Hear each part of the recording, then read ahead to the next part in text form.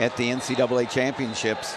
Of course, the first time for Gable Steveson, too. And important for Steveson. I mean, he can score so many points. He needs to stay offensive. It seemed like he got an early takedown in the Big Tens and then settled. And that was his undoing because Cassar has a tremendous double leg and was able to finish it in the third period and win because he kept it close. That was a huge start there by Steveson on the left, going for the double unders, forcing Cassar out of balance and getting awarded there with the stall call. But be aggressive right off the bat. That's what you want to see.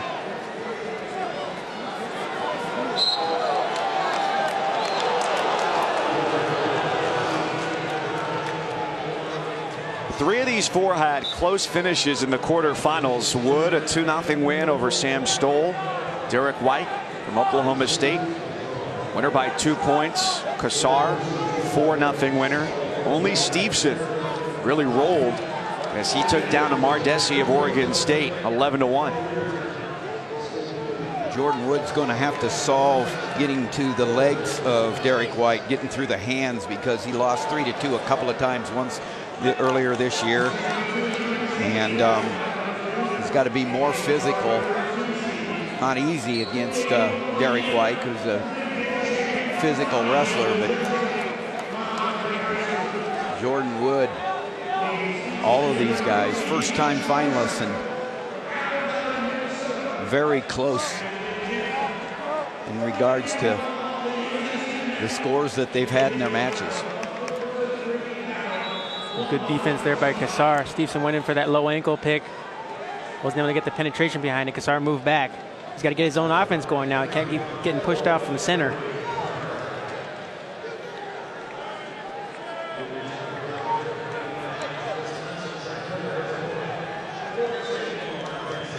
Steveson, 4-time Minnesota State champion, 2-10-3. His only loss against Cassar. And Wood for Lehigh on the right in the brown. Second straight league title. To the edge. Steveson.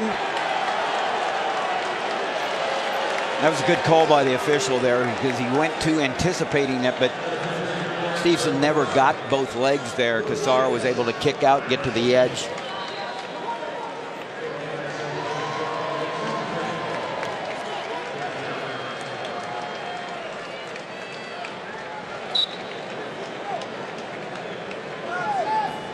Steveson up 1. Less than a minute in the first.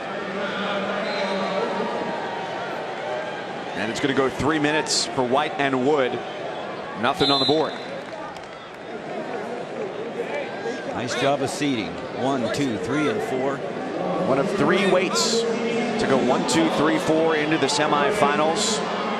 You had it at 174, 197, and here at heavyweight. Steveson doing a nice job of controlling the ties and just pressuring forward on Cassar. Cassar's got a nice double leg. He usually works really well in the ties, but he's just getting pressured and just stepping back constantly here. Steveson not able to get through the defense there, the arm defense of Cassar, though. He's moving forward, but in most of the cases throughout his first year here, he's been able to go high and low and score pretty much at will. And Cassar has solved that.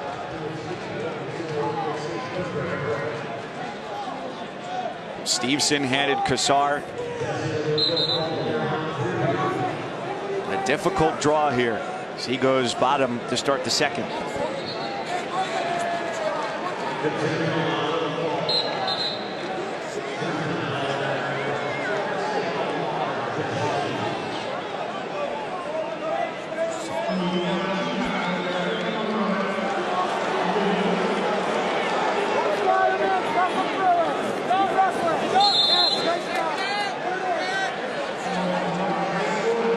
Through the first 9 weight classes, we're set up already to have 10 first-time finalists.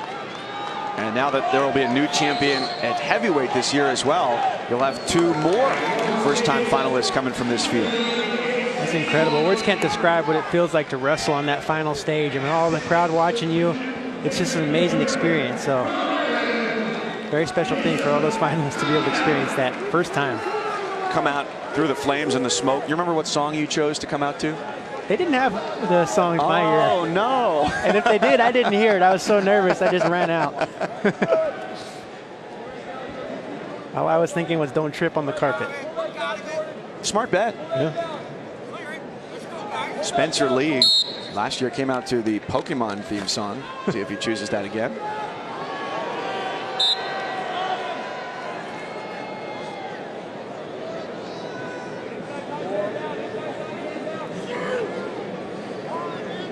Low scoring for the big fellas. Derek White, 28-1 coming into the tournament. His only loss was his second match of the season against Gable Steveson. He even rolled in the Big 12 championship against A.J. Nevels of Fresno State. That was a tech fall victory for him.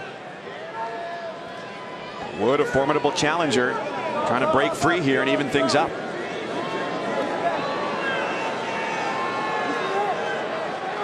Seatbelt off, 1-1.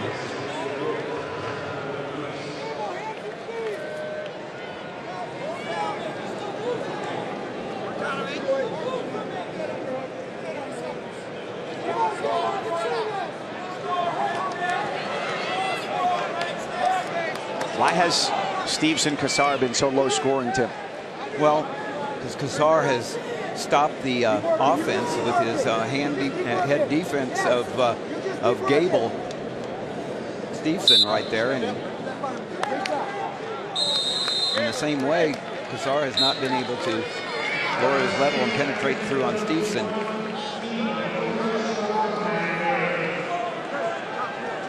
Cassar gave it a shot for a double near the end of the second, and starts on the bottom to begin the third, as White and Wood are halfway through their third period.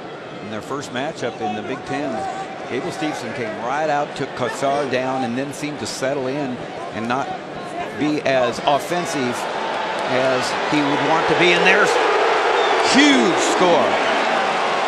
Little reshot by Cassar. And he goes up one, which puts the onus on the freshman Steveson. Cassar's the real deal. He stays right in there, stays in good position.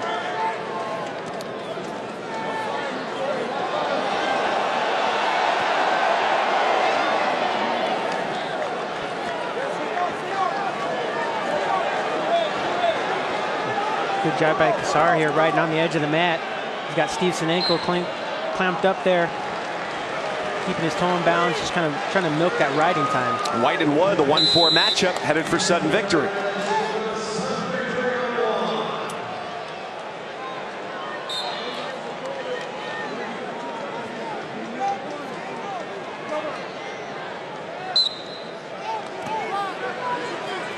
Neither White nor Wood particularly aggressive as the third period dwindled.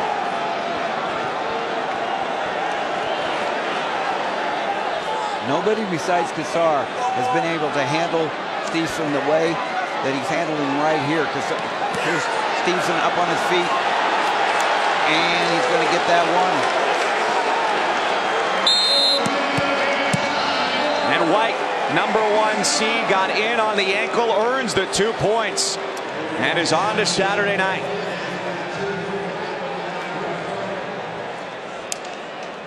Big win for the Cowboy. Derek White, never been an All-American before this year. Now he's in the national finals. The last non-freshman to get a #1 seed as he did this year without having been an All-American came all the way back in 2014. A really impressive season, with still room to go for White.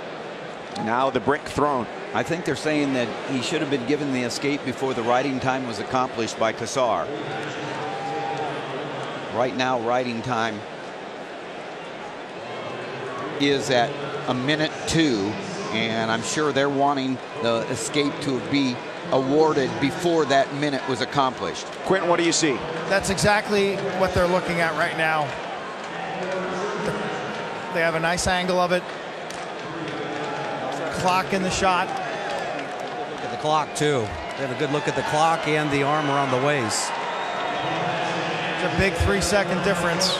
That's what Minnesota's hoping to have a reversal here. Let's see what happens. Simultaneous bricks. And White's victory is upheld. Call on the mat stands. Says it's 101 riding time.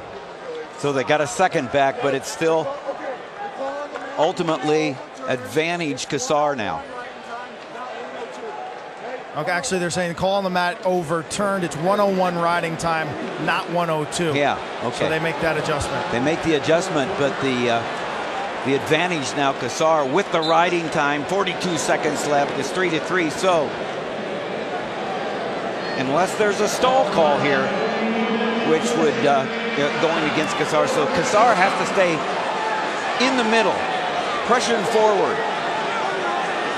And the thing about Gable Steveson is that he can go high, low. He's got so much athleticism and ability. Does he have it left in the third period to get it done?